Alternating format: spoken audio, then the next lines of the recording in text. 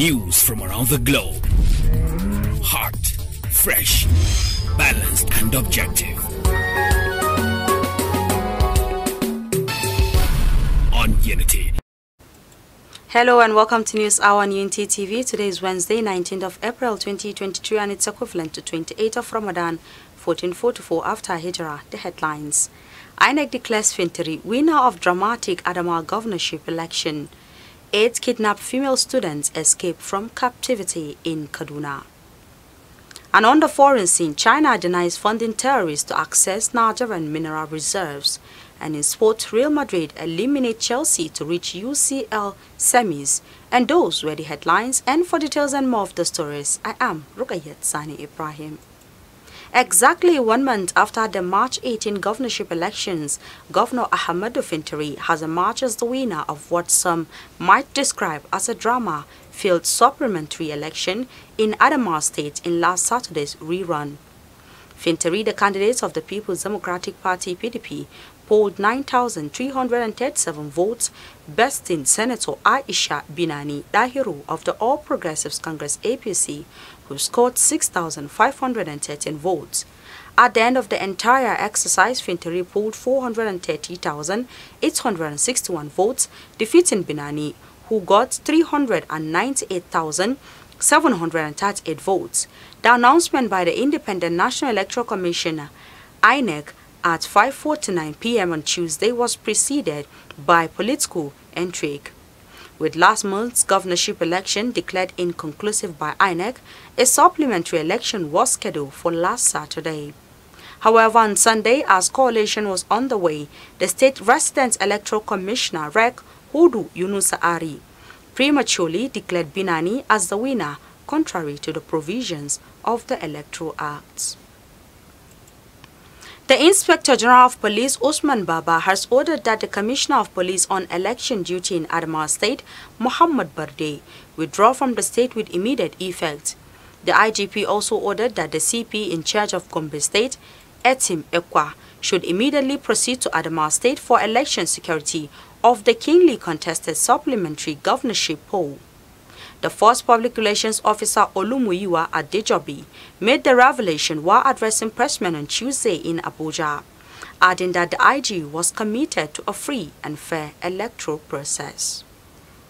The National Working Committee of the All Progressives Congress shelved talks on the controversial zoning of the 10th National Assembly leadership at its emergency meeting on Monday. The 2-hour closed-door meeting, which took place at the party's headquarters in Abuja, was chaired by the APC Deputy National Chairman Not Abubakar Kyari. The National Chairman of the party, Senator Abdullahi Adamu, who was speculated to be ill, was absent. At Monday's meeting of the NWC, a source told newsmen that the members avoided debate or discussion around the controversial issue of the NAS leadership zoning until the return of Adamu and the president-elect.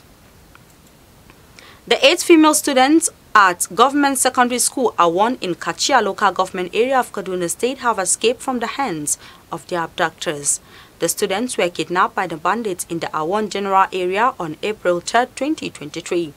Confirming the development in a statement on Tuesday, the Kaduna State Commissioner for Internal Security and Home Affairs, Samuel Aruwan, said that the students escaped from a thick forest around the Kaduna-Niger interstate boundaries and walked for days before arriving at a location kept undisclosed for security reasons, where they were harbored. He explained that human intelligence sources subsequently alerted the Kaduna State government for the immediate evacuation of the students. Aruwan stated that the students have been safely evacuated to a military facility, where they are presently receiving medical attention. Meanwhile, Governor Erufai has expressed his delight over the development and has praised the students for demonstrating sheer courage and resilience in making their escape from captivity.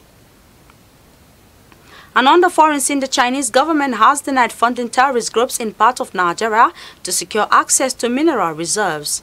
In a recent report, The Times, a British newspaper, claimed that through bribes and illegal transactions, Beijing could be indirectly funding terror in Africa's largest economy. The report alleged that some Chinese nationals who have worked informally as miners in Zamfara serve as runners for some militant groups in the state and other parts of the Northwest Zone. However, reacting in a statement on Monday, the Chinese embassy in Nigeria said the report was based on unproven information, adding that the allegations were totally irresponsible and unethical. The embassy said China remained committed to addressing development and security-related issues in Nigeria.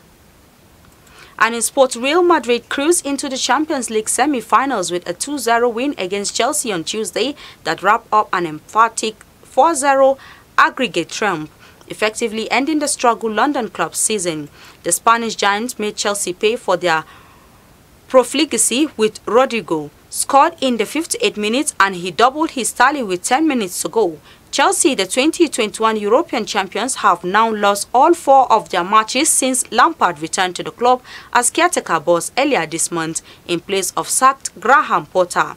Real Madrid manager Carlo Ancelotti stuck with the same team that won the first leg 2-0 last week, while Chelsea caretaker boss Lampard restored Reece James, Mateo Kovacic and N'Golo Kante to his line-up.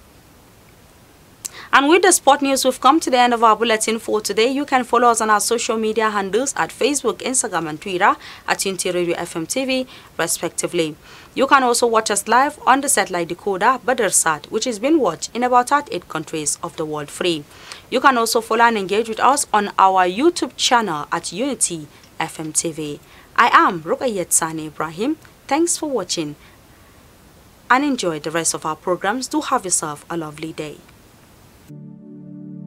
I was the head boy in my primary school, senior prefect and best graduating student in my secondary school, but drug abuse almost ruined my life. I was on an average of 2 grams of cocaine per day. I was taking 8 ampoules of pentazosine daily. European shisha, cocaine. I became a user, a dealer and a gangster. I saw other users drowning. I knew I didn't want to be like them, but I was already trapped. My family disowned me. My employment was terminated. I sold my car, sold my house. I'll go out well-dressed and return shoeless, shirtless in exchange for drugs. I was seeing things that were not real, and I once stabbed myself because I felt something crawling under my skin. I contacted NDLEA and started therapy. I spent 3 months in therapy. I spent 8 months. It's easy to relapse, but your mind has to be stronger than the cravings. Drugs does not love you. You are not the one using drugs.